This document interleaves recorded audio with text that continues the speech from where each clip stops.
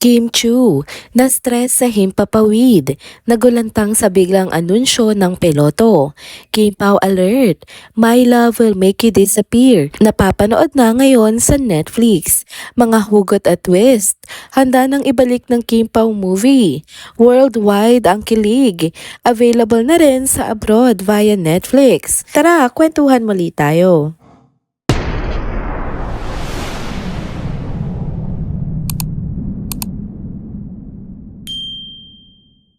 Hello mga ka-Chenders! Welcome back muli sa ating channel. Kung bago pa lamang kayo dito, huwag nang kalimutang mag-like, mag-subscribe, at i-hit na rin ang bell notification para lagi kayong updated sa mga balitang trending at napapanahon. Ito na nga ang first topic natin mga ka-Chenders. Isang nakakakabang karanasan ni Kim Chu na talaga namang kinabahan din ng kanyang mga fans. Grabe mga ka-Chenders, hindi ito eksena sa teleserye o movie, kundi totoong pangyayari habang nasa ere si Kim. At halos mawalan siya ng composure dahil dito. Sa isang post na ibinahagi ni Kim Chu sa kanyang social media, kunento niya ang naging aberya sa kanilang flight patungong Butuan. Ayon sa aktres, ilang minuto pa lamang mula nang mag-take off ang sinasakyan nilang eroplano ng Philippine Airlines, biglang inanunsyo ng piloto na kailangan nilang bumalik ng Maynila. At ang dahilan? Technical issue. Hindi lang basta OMG moment ang tawag ni Kim sa karanasang ito. Inamin niyang halos mawindang siya habang nasa himpapawid. Sabi pa nga niya sa kanyang post, nakaka-O to the M to the G moment. Our plane going to Butuan had to turn back to Manila just 10 to 15 minutes after takeoff due to a technical issue. Mid-air, I found myself low-key panicking, my mind racing, even looking for seat 11A. I tried to stay calm, prayed hard, and thankfully, we landed safely. What a morning! Back in Manila. Kung tutuusin, hindi lang siya basta kinabahan. Nagpanic siya deep inside. Sa kanyang Instagram story, sinabi pa ni Kim na dahil sa kakabasa niya ng mga balita online, lalo siyang tinamaan ng nerbiyos. At yes, totoo, naghanap talaga siya ng seat 11A sa eroplano dahil base nga sa nababasa niya raw, iyon daw ang sinasabing pinakaligtas upuan sa isang aircraft.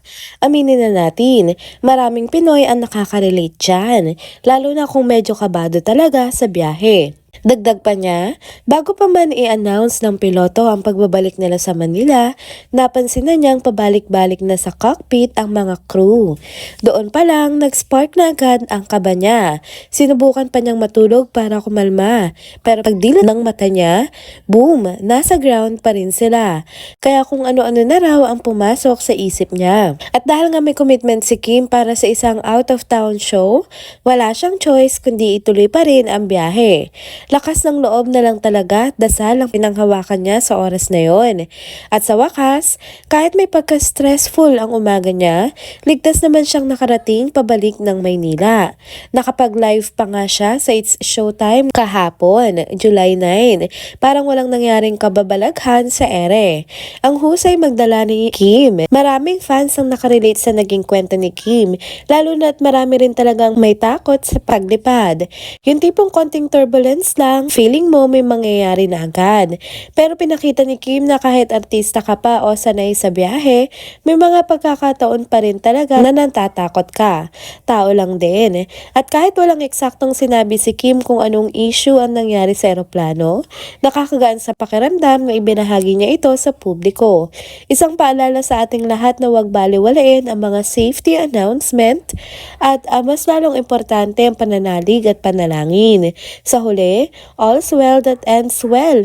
Safe si Kim, safe ang lahat ng pasahero, at tuloy pa rin ang trabaho. Isa itong paalala na minsan, kahit sa gitna ng takot at kaba, kaya pa rin nating tumayo ng matatag. Saludo kami sa iyo, Kim, sa pagiging honest at matapang na pag-share ng karanasang ito. Abangan natin kung may magiging follow-up pa nga si Kim patungkol dito. At syempre, sana'y wala ng ganitong aberya sa mga susunod niyang biyahe. Stay safe, everyone! Next topic na tayo mga ka-chenders, may super good news tayo para sa lahat ng fans ng King Pao. Ang romantic mystery film na My Love Will Make You Disappear na pinagbidahan nga ni na Kim Chiu at Paula Avellino ay available na nga ngayon sa Netflix. Oo, tama ang narinig nyo. Kung hindi kayo nakaabot sa sinihan o gusto nyong balik-balikan ang kilig at emosyon ng pelikulang ito, perfect na nga itong panoorin kahit nasa bahay lang. Matatandaan natin na nung nasa mga sinehan pa ito, grabe ang hype at suporta mula sa fans. Pero ngayon na nasa Netflix na, mas pinatali na ang pag-access sa pelikula.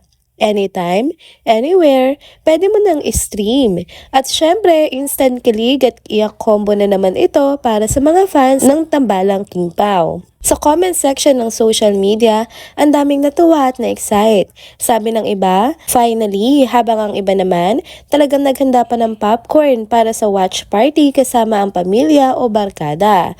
May mga nag-rewatch na agad kahit napanood na nila ito sa sinehan. At mas lalo pa raw nilang na-appreciate ang bawat eksena.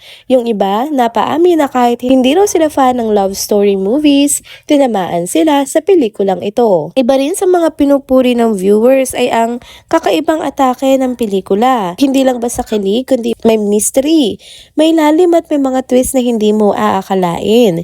Yung chemistry ni Kim at Paolo, grabe raw ang intensity. Yung tipong kahit walang linya, ramdam mo pa rin ang emosyon sa mata at kilos nila. Dagdag pa dyan ang visuals sa talagang cinematic ang dating at soundtrack na suwak sa bawat eksena. Ngayong nasa Netflix na ito, mas marami pa nga ang makakapanood, hindi lang dito sa Pilipinas, kundi pati mga kababayan natin sa ibang bansa. Kaya't kung gusto mong maranasan ulit ang roller coaster of emotions sa dala ng pelikulang ito, mula sa kilig, iyak hanggang sa gulat, stream mo na ang My Love Will Make You Disappear. At syempre habang nanonood ka, handa ka na rin ba sa mga biglaang hugot? O baka may tanong kang, paano nga ba magmahal kung may dapat kang kalimutan? Tara na mga ka-chenders, oras na para muling kiligin, masaktan at ma-inlove sa pelikulang siguradong hahawak sa puso mo. Nasa Netflix na. Huwag mo nang palampasin. And there you go mga ka-chenders, dito na po muna nagtatapos ang ating isa na namang trending video update. Salamat sa inyong pagsubaybay at pagsama sa akin hanggang sa dulo ng video na ito. Pero bago kayo umalis, huwag niyo pong kalimutang mag-like, mag-comment, mag-subscribe at i-hit na rin ang bell notification para lagi kayong updated sa mga balitang trending at napapanahon. Kita-kits po sa susunod na video. Paalam!